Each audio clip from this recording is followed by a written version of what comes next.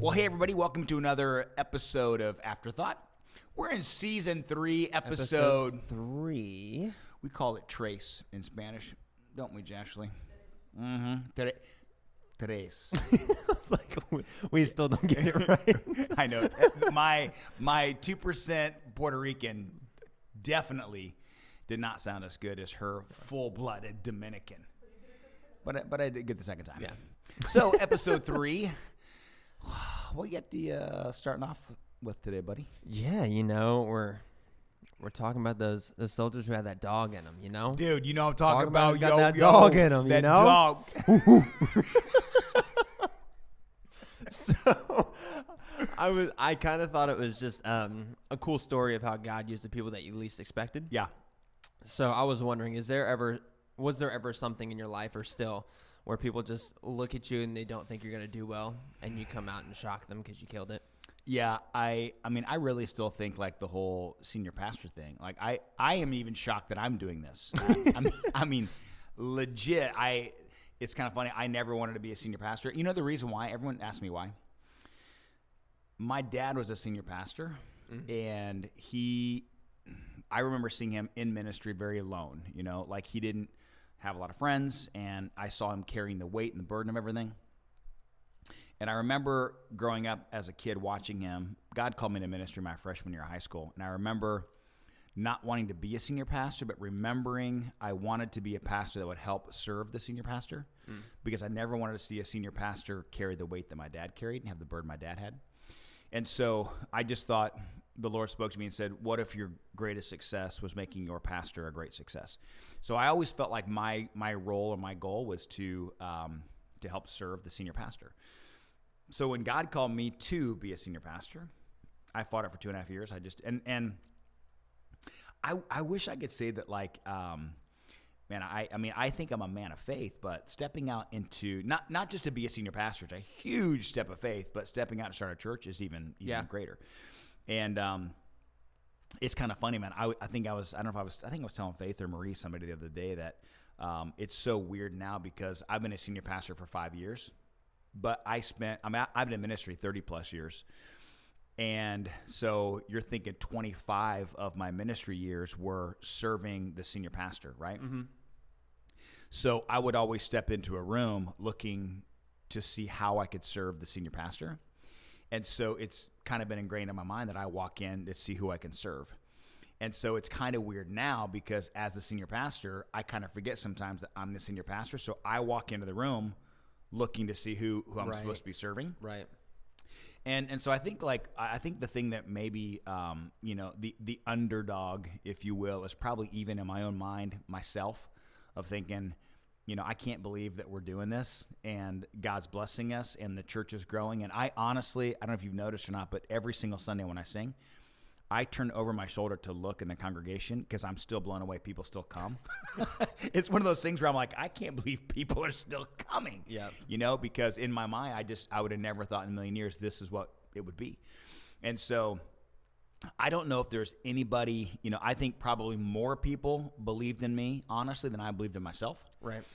Even you and Alyssa, you guys were like, Dad, start a church. And so I think for me, it's still that shocking reality of like, man, I can't believe we're actually doing this. And I'm a senior pastor because I never thought that would be my call. Or start a church. I remember going to conferences, seeing church planters get up and they talk about what God's doing. I'm like, that'll never be me, And so probably just that, not that no one else cheered me on or no one else thought I could do what I'm doing, but I think I am still shocked that we're doing what we're doing, if that makes any sense. 100%. What about you? I feel like for me growing up, it was just always sports. Yeah. Because I was like 5'0" until like junior year of high school. Yeah, so you everyone grew looked fast. at me and they were like, this dude can't do anything. Dude, Austin was not very tall. And then like probably his junior year, he just grew. He grew like 6 inches. And I was fast. like, let's go.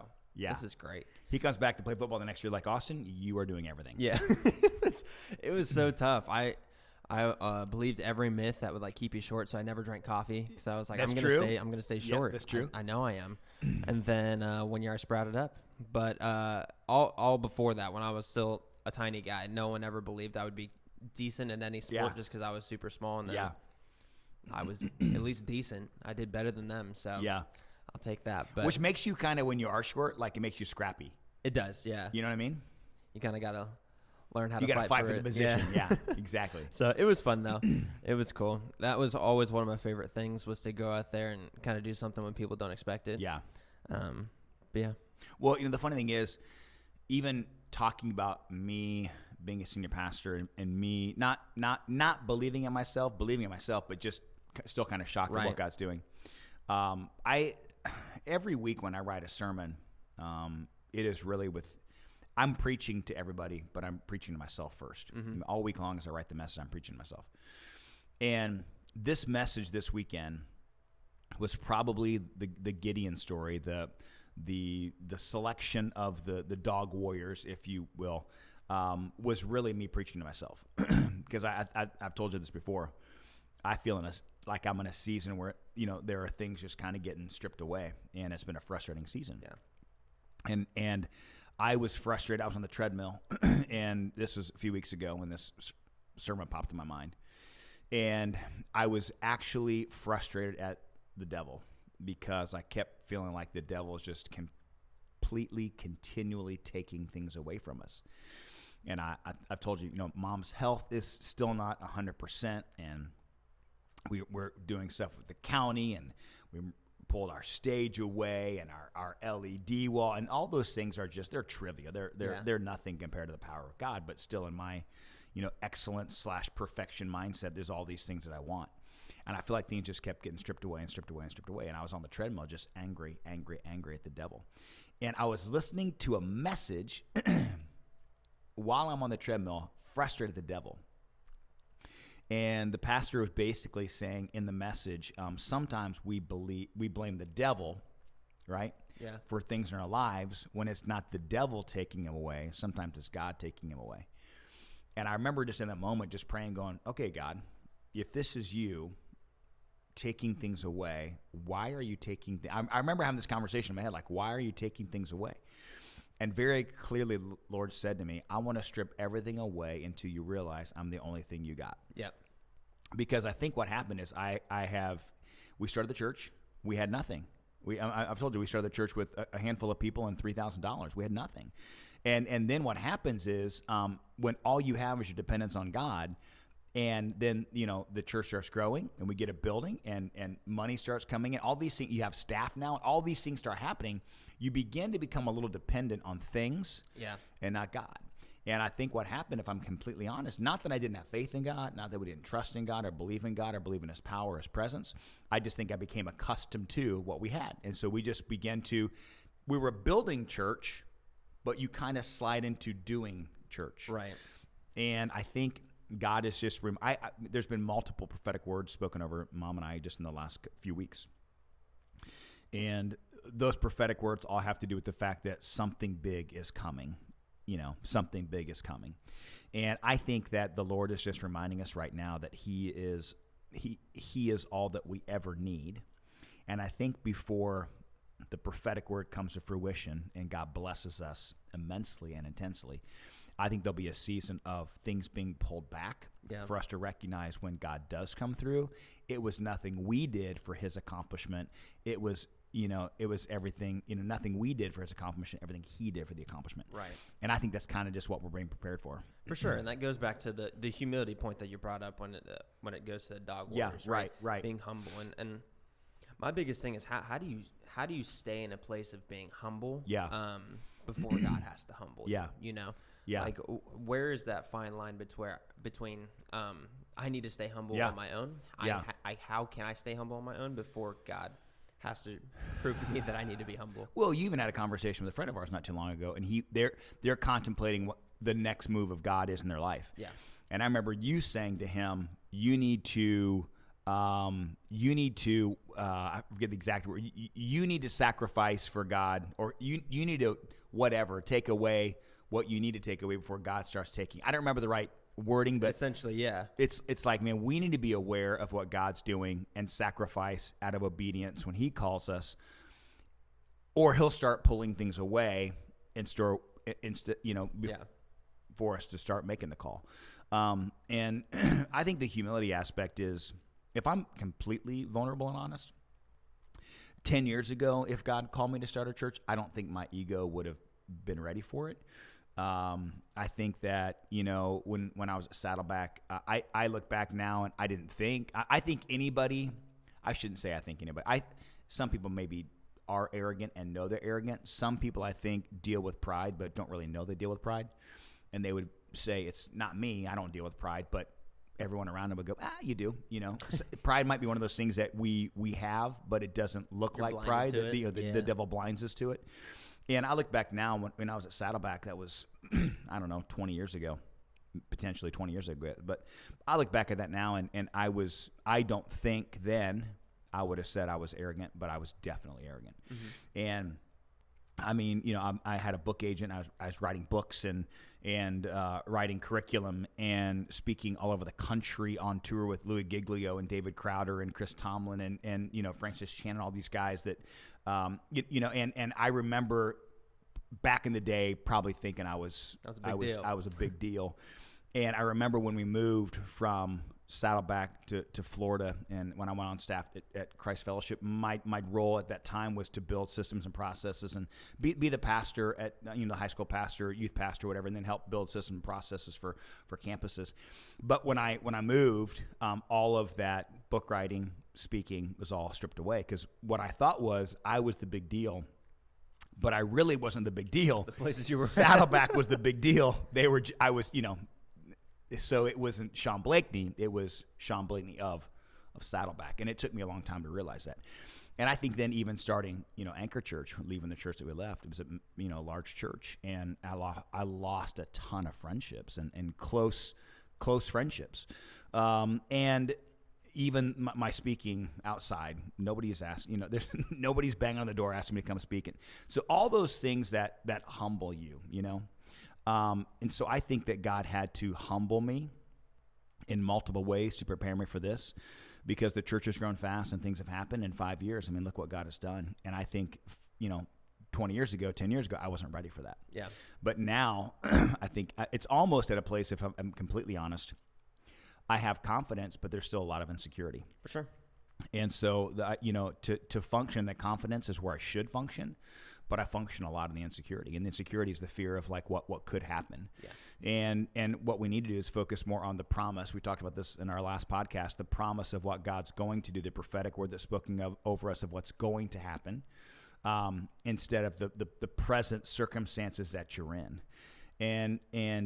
So that's kind of like that, it drags you out of the hole of insecurity and pushes you into the role of confidence. And confidence and arrogance are completely different. Right. Arrogance is, look what I can do. Confidence is, I can do it because God called me to do it. Right. Two completely different things. But I think that's that, that humility part where I think God is just reminding me every day, hey, I gave you all this, and I can pull it away so fast. For sure. And that's what keeps me in that humble spirit, Yeah. I like what you said, how the title that you're associated with, the place or the person that you're associated with, can either make you arrogant or can either just give you confidence. And I think that's just one lesson that I need to learn, that everyone can always learn. It's not who you're with. It's not where you're at. It's more so like, I am Austin of God. Yeah. Like I'm not Austin of Anchor Church. I'm not Austin, like fill in the blank. I'm Austin from God, like always going back to I'm nothing without God. Like He is the only reason I'm here where I'm at. So just keeping that in mind always. And I think that the important thing to recognize is that if we don't stay in that mindset, God will put us in a circumstance to remind us of that mindset. Sure. And I've been, embarrassing moment. But the cool thing is being married to Teresa. God knew exactly who I needed to be married to stay in a humble place.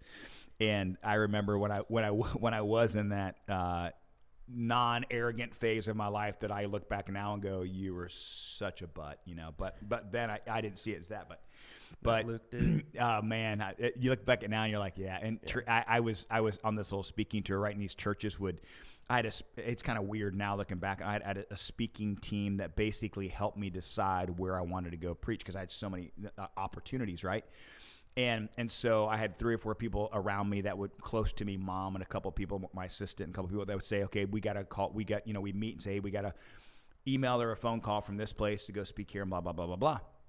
Is it good? Work with a calendar? Can I take my kids with me? You and Alyssa travel with me a lot and things like that. And we had this one opportunity, and I think it was like a youth group, like 50 kids, right? Yeah. And I was speaking at 10,000 people, and I said, Mom goes, hey, you got this invite here for 50 people, this youth group, blah blah blah blah blah. We were living in Southern California, they were in Northern California, blah blah blah. And I said, well, I'm just not going to do it.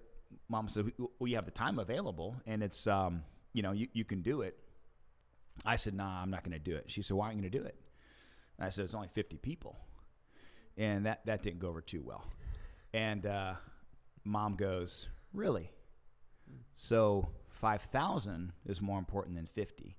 And it was just in that moment that God just smacked the fool out of me, and he used Teresa to do it. And I'm so glad for those moments, where we get, I think it happens all the time, we get ahead of ourselves. Like we think we are so good. And I think it's just the reminder that God goes, you are nothing without me. And if you can't be reminded that you're nothing without me, I'm going to remind you. Yep. And it just makes us, what does Paul say? It's my weakness that I recognize I'm strong. And it's not because I'm strong. It's because he made me strong. Right. And I think those are the vulnerable places we need to be, to just go, man, I'm embarrassed by my actions. I'm embarrassed by my arrogance. But at the same time, God, thank you for getting me out of my embarrassment. Thank you for getting me out of my arrogance, to remind me that I'm nothing without you. Yep. Which, another point, just make sure you have people in your life who can call you out on the stuff that is not godly. Yeah. On your pride, on the stuff that you need to be called out for before God humbles you. Dude, and I love that, bro. Like, I have those people in my life that we all know those people in our lives that will tell us what we want to hear. We all have those people. I know after a Sunday sermon who to go to, that are going to be like, oh my gosh, it was incredible, right? But I also know the people that are going to tell me like, hey, I love that about Mom. When I get done preaching, I'll be like, how was that? And she'll go, it wasn't your best. And I'm like, dang. And she goes, you've never preached a bad sermon, but that wasn't your best sermon. But I know then when she does compliment my sermon, like the Lord brought the heat. And so that's what is so appreciative about those that are so honest around you in your life. It's like, man, I don't want just hollow compliments. I don't want that. And if you do want that, I would say, man, get some new friends. Yeah. I want the people around me that are going to grow me and develop me, man, not keep me stagnant in my spiritual walk, my call, my purpose.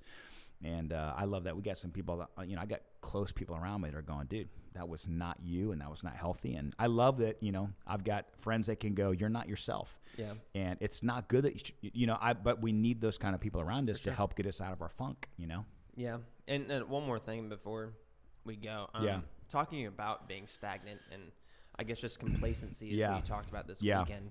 How do we stay out of a place of complacency? How do we continue moving on when it just seems like we're fine in the place that we're at right now? I think you got to be honest with yourself, first of all. I know if I'm being completely honest right now, it's been a tough season for the last few months.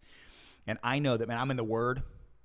I'm praying, right? I'm listening to the sermons. That being said, I'm going through the motions of reading and praying and listening to sermons. Mm-hmm. And so when I look at where I'm at in a spiritually healthy place, am I in the Word? Yes, but I'm not studying the Word. Mm-hmm. Like I'm praying, but man, I'm not really having a conversation with God. Yeah. So I would think those are the things where you got to be honest with yourself. That, hey, are you going through think about this. We all know, we've had circumstances when you've dated somebody, when you got tired of the person, but you didn't want to break up with them, so you went through the motions of being with them. Mm-hmm. Maybe that's just nobody else, but I've had those moments when you're dating. Look at Faith is shaking her head like, never me. But you're like, you're Faith is like, I cut him out, bro. I cut him out. I remember this girl in high school I liked, and she just we dated for a while, and she got on my nerves. But I was like, man, she's a sweet girl. I don't want to, I don't want. So I was going through, and she's like, something's wrong. I'm like, no, everything's fine. But it's because you're like, I don't want to be with you anymore. And I think sometimes we do that with God. Not that we don't want to be with him, but I think we get stagnant in the relationship, and we're just like, well, God's still there, so he's fine, until you recognize through a desperate situation, dang, I need to cling to God. That's good. And I think that's where, I was going through just a complacent season of just, man, I'm in the Word. I'm not studying it. Yeah. Man, I'm praying. I'm not really talking to God and listening to the Holy Spirit. And I think that's where you have to be honest with yourself to just go, man, am I going through the motions right now? Or am I really wanting growth? Because complacency doesn't get growth. Yeah. It doesn't. Commitment gets growth. That's good. And, I recognize even going to the gym, I get in my seasons of chest exercises. The best, how is the best way from a person that works out? What is the best thing to do to get bigger mass? Working out. Yeah. What is the best thing to do? I mean, I eat a lot of food. Eat a lot of food. But particularly when you're lifting weights, what is the best thing to build? Lifting heavy. Lifting heavy, yeah. Right? That's what I'm trying to, yeah. I didn't probably ask it the right way. But lifting heavy, right? So anybody that I look at on social media that I follow, right? That's a workout guru. It is what? It's less reps, more weight for mass. And so what I do is I get tired in my workouts, like complacent, right? So I'll go do chest. And maybe for